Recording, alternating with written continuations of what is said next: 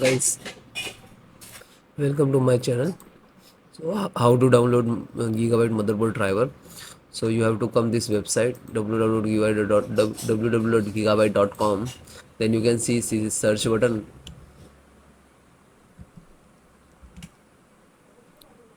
Then enter model number of your motherboard.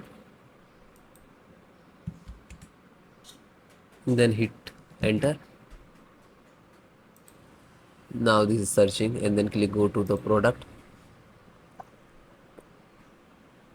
You can see 4H10M HV2.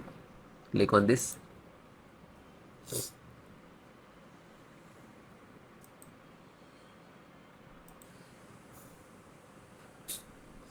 For this open, then click on support.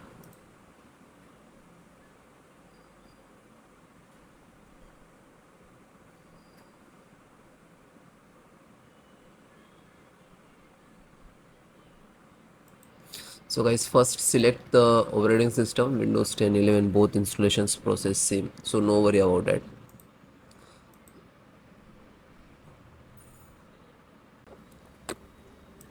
See, LAN. So Realtek LAN, and click to download. And start downloading. Just it is completed, then single click to open. Double click to ASC. Then click to yes.